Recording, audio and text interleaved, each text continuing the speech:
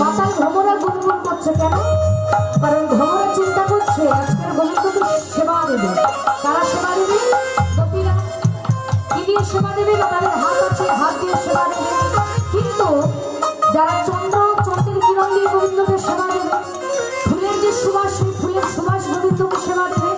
কিন্তু ওই যে ভ্রমরা চিন্তা করছে যে আমি কি দিয়ে সেবা দেবো, আমার তো কিছু নেই। এই ভ্রমরা চিন্তা করছে এই যে সুবাস, ফুলের মধু, এগুলো আমরা সেবা করবো না। কেন? এই মধু সঞ্চয় করে গোবিন্দের পদতলে আমরা দেবো। কেন না, ওই মধু যদি সঞ্চয় করে ফুলে রেখে দিই তাহলে বাতাসের সঙ্গে মিশ্রিত হয়ে আবার গোবিন্দ সেবা হবে। তাই এই ভ্রমরাগুলো আজকে মধু পান করছে না, ফুলের উপরে শুধু মাতাল ভ্রমরা গুনগুন করে মাতাল ভ্রমরা গুনগুন করে মাতাল ভ্রমর গুনগুন করে মাতাল ভ্রমর গুনগুন করে আজিয়ে ফুলে সে ফুলে ফুলে ফুলে মাতাল ভ্রমর গুনগুন করে আজিয়ে ফুলে সে ফুলে ফুলে আজি মাতাল ভ্রমর গুনগুন করে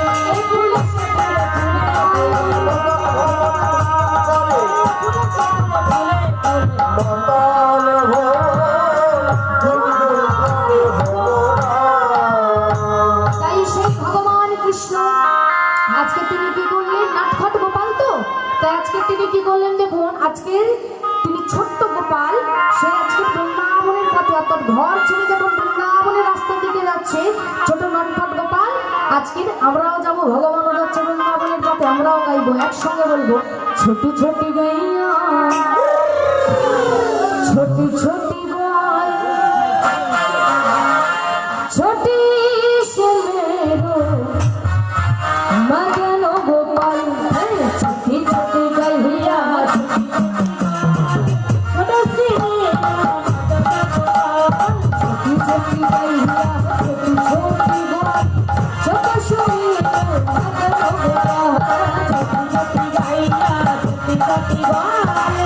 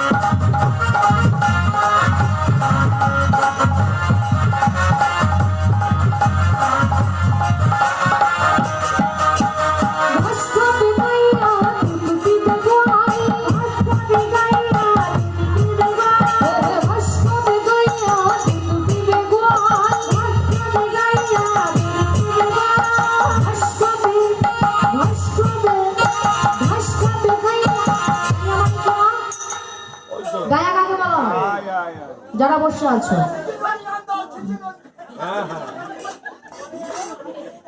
ছিচিননি গান শুনতে গেলে তাহলে তো ডিজে দিতে হবে। এই তো আমার নাম ডিজে, আমার নাম ডিজে। এলাকার সবাই চেনে আমার এই এলাকায় বাড়ি, আমার নাম ডিজে। হরি বল। তাহলে কীর্তনটাকে বাদ দিতে হবে, ডিজে দিতে হবে। আমাকেই দাও। হরি বল। ছিচিননি শোনার জন্য ছিচিননি শিল্পী আনতে হবে। হরি বল। সোনাকে আমায় চিনলো, তাহলে আনতে মানাকে হবে। চিনলো, মানুষে চিনলো নাই। সোনাকে চিনলো, মানাকে চিনলো, মানুষে চিনলো নাই। ঠিক আছে। গায়া মানে কি মা? গরু, তাই তো? তা গরু যদি সামনে থাকে, গোয়ালা মানে কি মা? রাখাল। তাহলে গোয়ালা কিছু থাকবে পিছনে, তাই তো? তাই গরু সামনে আর পিছনে গোয়ালা, মানে আপনার রাখাল। তাই আগে আগে গাইয়া পিছে পিছে গোয়াল, আগে আগে গাইয়া পিছে পিছে গোয়াল, আগে আগে গাইয়া পিছে পিছে গোয়াল, আগে আগে গাইয়া পিছে পিছে গোয়াল। ভিজবে মেঘো, ভিজবে মেঘো, ভিজবে মেঘো, মদন গোপাল। छोटी छोटी गैया, छोटी छोटी गोल, छोटी से मेरू मदन गोपाल। छोटी छोटी गैया, छोटी छोटी गोल, छोटी मेरा मदन गोपाल।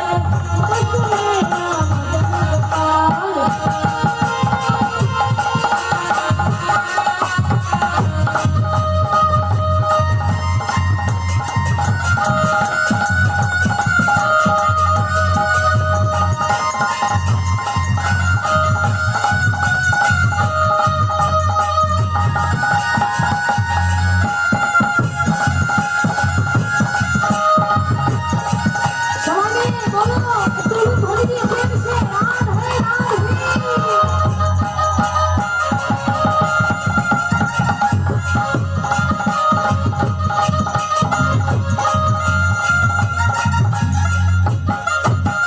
मुस्को पे गैया दुत्ती पे गोल, मुस्को पे गैया दुत्ती पे गोल, मुस्को पे गैया दुत्ती पे गोल, मुस्को पे गैया दुत्ती पे गोल। माखनो खाबे मेरू, माखनो खाबे मेरू, माखनो खाबे मेरू मदन गोपाल। छोटी छोटी गैया, छोटी छोटी गोल, छोटी से मेरा मदन गोपाल।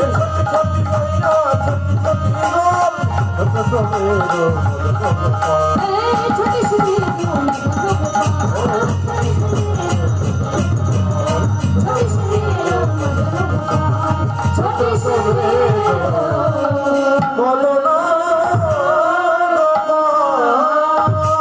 শ্রী ভগবান শ্রীকৃষ্ণ অন্তর্যামী তিনি ঘর ছেড়ে কি করলেন? যেই না বৃন্দাবনের পথের দিকে রওনা দিলেন মা, এই বৃন্দাবনের পথে যেই না দাঁড়িয়েছে, আর এমন সময় ওই গভীর রজনীতে একজন নারী, অর্থাৎ মহিলা যেটাকে আমরা বলি, সেই নারী এসে গোবিন্দের চরণ দুটো জড়িয়ে ধরেছে সাষ্টাঙ্গে। যেই না জড়িয়ে ধরেছে, গোবিন্দ বলে উঠছে, যেই যেই যেই কে তুমি, কে তুমি? সঙ্গে সঙ্গে বলে উঠল, প্রভু আমি হলাম কাননের দেবী বৃন্দা। বৃন্দা, এত রাতে আমার কাছে কিসের জন্য? কাননের দেবী বৃন্দা বলে উঠলেন, হে গোবিন্দ, আগত কলিযুগ আসবে, কলিযুগের মানুষ কিভাবে জানবে তুমি যে লীলা করতে চলেছে, এটা কোন লীলা? ভগবান শ্রীকৃষ্ণ বলে উঠল যে বৃন্দা, আমি যে লীলা করব এটা হলো অপ্রাকৃত প্রেম লীলা। কেন না? স্বয়ং মা যোগমায়ার সামনে লীলা প্রকাশ করব। আমাদের সনাতন ধর্মে অনেকেই বলা হয় কৃষ্ণ এতগুলো ব্রজগোপীকে নিয়ে রাস করেছিল, তাহলে আমরা দুটো চারটে মেয়েদেরকে নিয়ে প্রেম ভালোবাসা করবে, এতে দোষ কোথায়? কিন্তু জেনে নিন, আস্তে, ভগবান যখন রাস করেছিল ভগবানের বয়স ছিল মাত্র 7 বছর। নিশ্চয়ই 7 বছরের বালকের কখনো কামনা বাসনা আসতে পারে না। তিনি শুধু রাসটা করেছিলেন ভক্তের মনের বাসনা পূর্ণ করবার জন্য। এবং যে গোপীগুলোকে নিয়ে তিনি রাস করেছিলেন, এই গোপী কিন্তু কোনো সাধারণ ব্রজনারী ছিল না, সব মণি ছিল, ঋষি ছিল। যে মণি ঋষিদের মনের বাসনা পূর্ণ করতে ভগবান রাস করেছিলেন। ভগবান রাস করেছে, আমরা সনাতন ধর্মের মানুষরা সেটাকে নিয়ে খিল্লি করি যে ভগবান রাস করেছে, এতগুলো মেয়েকে নিয়ে নেচেছিল। বলে ভগবান যে মেয়েগুলোকে নিয়ে নেচেছিল তারা সব মণি ঋষি ছিল। এবং ভগবানও বীর্যবান পুরুষ, তিনি মাত্র 7 বছর বয়সে এই রাসটা করেছিলেন বাবা। তিনি পারত 24 বছর বয়সে রাস করতে, তিনি পারত 30 বছর বয়সে রাস করতে, যদি তার কামনা বাসনা জাগত বলে। সেই ভগবান বাবা তিনি বৃন্দাবনের মাটিতে পা দিয়ে বলে উঠলেন, স্বয়ং মা যোগমায়ার সামনেই রাস আমি প্রকাশ করব। তাই যোগমায়াকে স্মরণ করে বলে উঠলেন, হে মা যোগমায়া। এই হে মা যোগমায়া বলেই যোগমায়াকে স্মরণ করলেন। ভগবান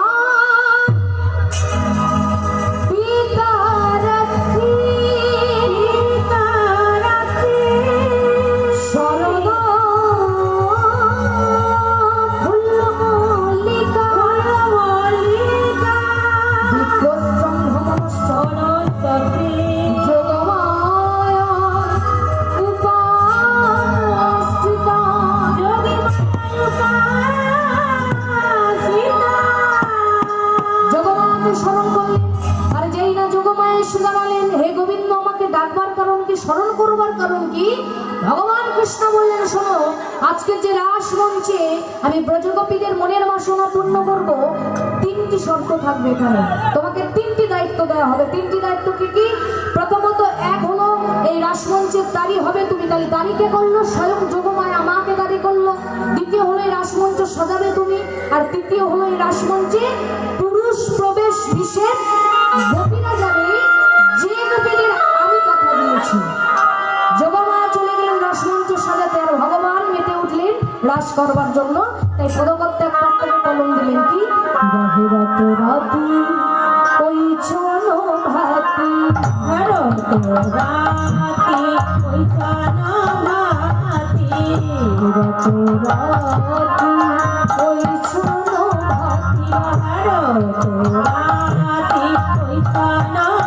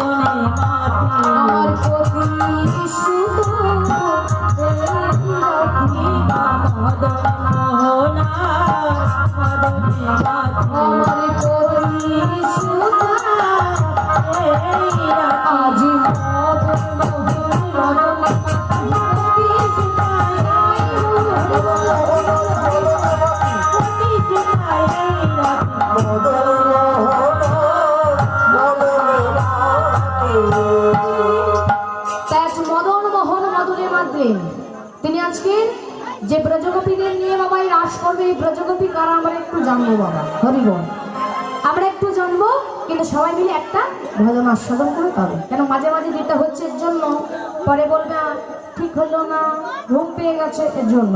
তাতে সবাই মিলে কৃষ্ণ বলে বাহু তুলে এসো না ভাই, হরি বলে কৃষ্ণ বলে বাহু তুলে চলো রে বৃন্দাবনে, কৃষ্ণ বাহু তুলে চলো রে বৃন্দাবনে, কৃষ্ণ বলে বাহু তুলে চলো রে বৃন্দাবনে, সবাই শুনতে বাহু তুলে বাহু তুলে চলো রে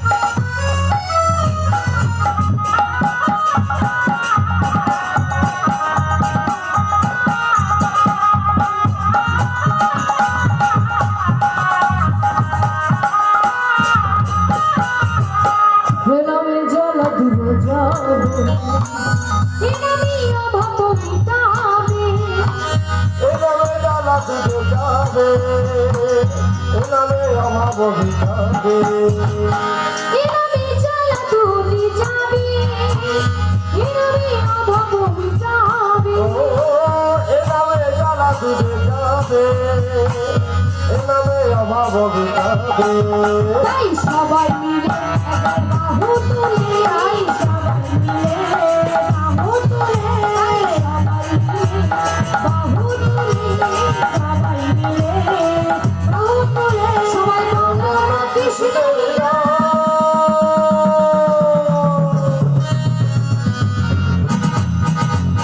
কৃষ্ণ বলে বাহু তুলে চরুরি মোর বৃন্দাবনে কৃষ্ণ বলে বাহু তুলে চরুরি মোর বৃন্দাবনে কৃষ্ণ বলে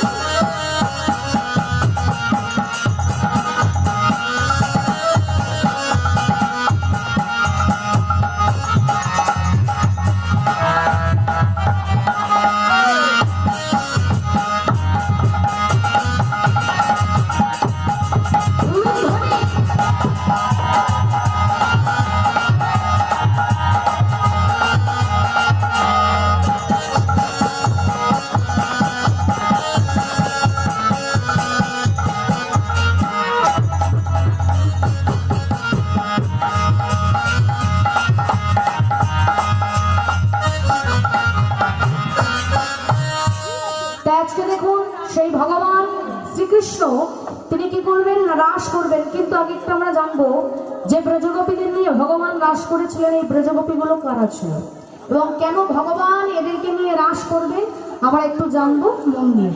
শিব আর পার্বতীর মা বিবাহ হবে, শিব পার্বতীর যখন বিবাহ হবে শিব সবাইকে নিমন্ত্রণ করেছে কিন্তু একজনকে নিমন্ত্রণ করতে ভুলে গেছে। কে বলতো? এদিকে মায়েরা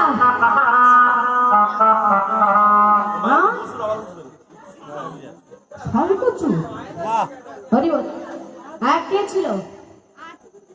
যারা চেয়ারে বসে আছো রাস শোনো তো? হ্যাঁ রাস শোনো যখন তাহলে তো জানবে বাবার শিবের যখন বিয়ে হবে শিব সবাইকে নিমন্ত্রণ করেছে, ভূত পেট গন্ধর্ব দেব দেবী যত ছিল বাবা সবাই এসেছিল বাবার কৈলাসে বিয়ে দিতে যাওয়ার জন্য, কিন্তু একজন জানে না। কে জানে? কে লাগান লাগান করতে একটু ভালোবাসে?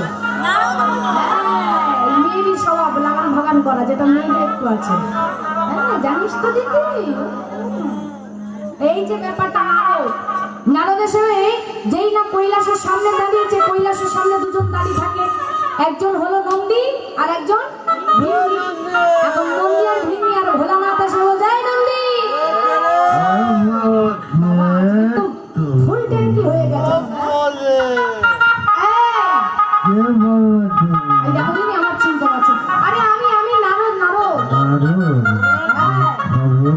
বলতো নন্দী এই কৈলাসের কি ব্যাপার বলতো? এত ভূত পেট গন্ধর্ব এত দেব দেবীর বিয়ে সানাই টানাই মতো আছে, কি ব্যাপার?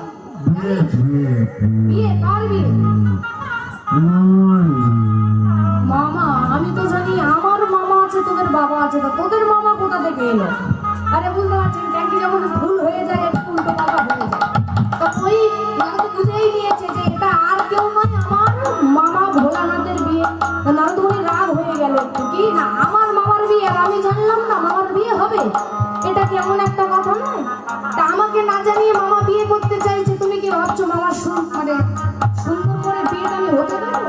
আমি যাচ্ছি বিয়েটাকে কিভাবে ষষ্ঠ পুজো পাকাতে হয় আমার নামটাও আমি ভালো মতো জানি। এখন ভিতরে প্রবেশ করেছে জেনেও নারায়ণের ভান করে বলছো মামা মামা, বলে কি হয়েছে বাবা বল না। ও কি করছো? আরে বাবা দেখ সুন্দর মনে একটু ধুতি পাঞ্জাবি করছি, কোনোদিন তো করি না আজকে করছি। হ্যাঁ মামা তুমি স্বর্গের দেবতা ভোলা নয়, তুমি ধুতি পাঞ্জাবি খুব করছো কেন বাগান চাল ছেড়ে দিয়ে?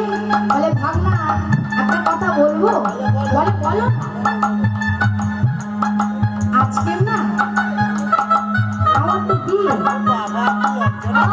ওই জন্য তোমার মুখ আজকে এত খুশি খুশি হয়, আজকের জন্য হেসে নেবো সারা জীবন মানতে হবে। আচ্ছা মামা শোনো, তা তুমি তো মামা আর আমি ভাগনা, আমি তোমার খারাপ চাইবো না, এক কাজ করলে হয় না? বলে কি? বলে আমার কথা মতো যদি একটা কাজ করো তাহলে ভালো হবে। হবে। কি কথা?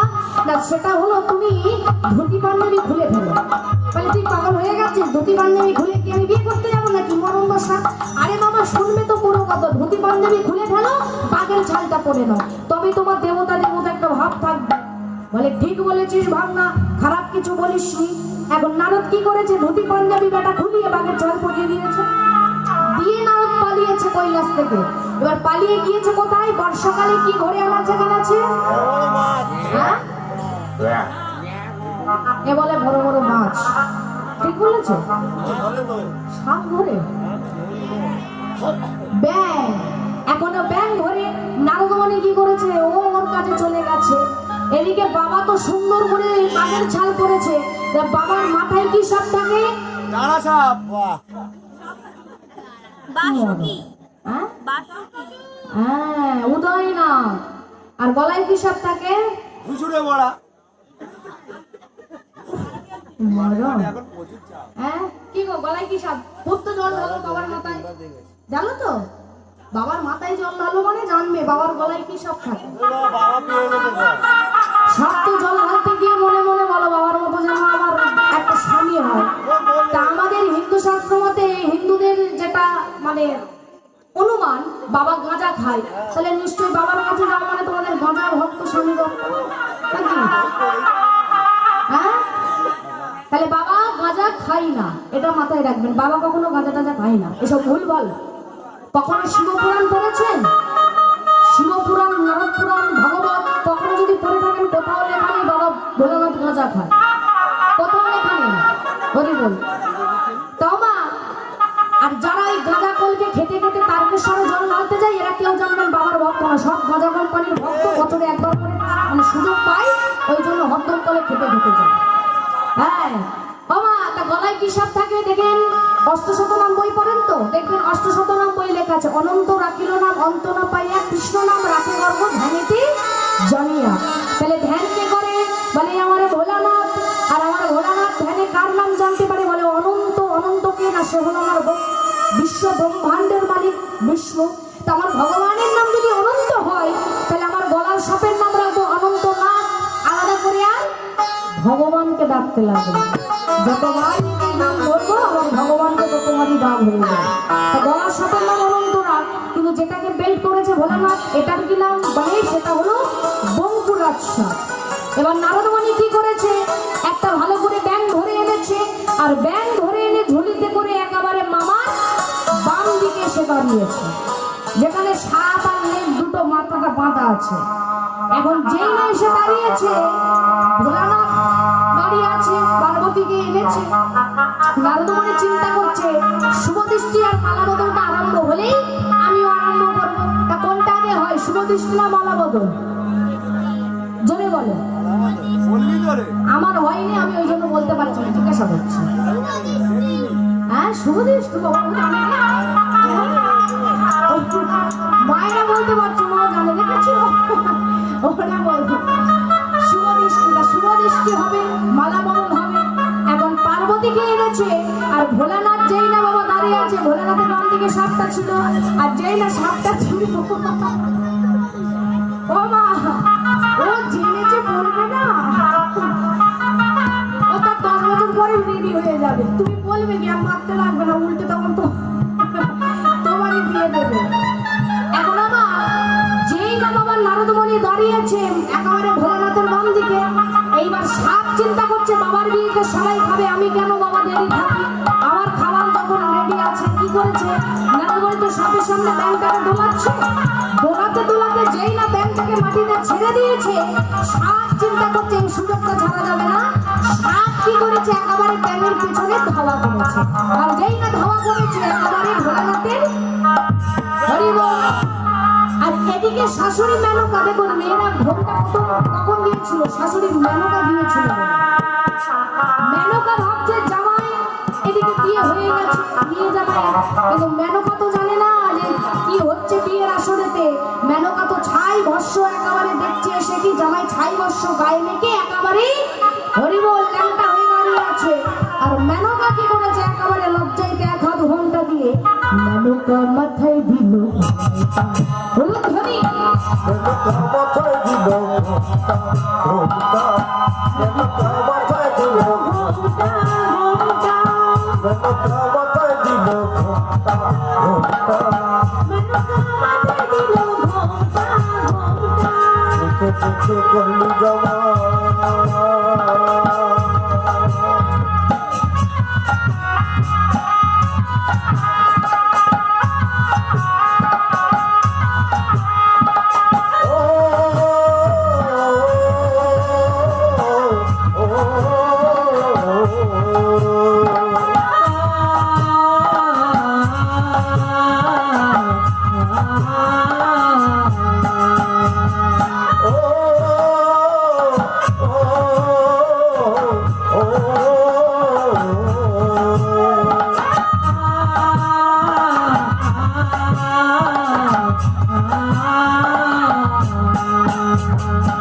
মেনকা মাথায় দিল ঘোমটা ঘোমটা দেখে দেখে করলি জমা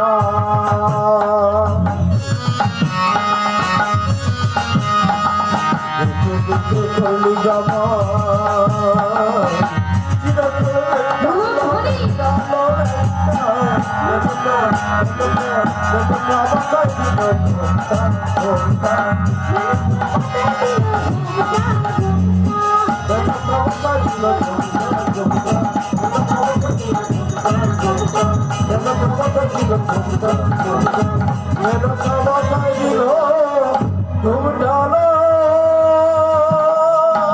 শাশুড়ি মেনকা যে মাথায় ঘন্টা দিয়েছে আর জামাই তো বাবা ওদিকে হরিবল হয়ে দাঁড়িয়ে আছে আর সবাই দিকে হাসাহাসি করছে সতর্ক বড়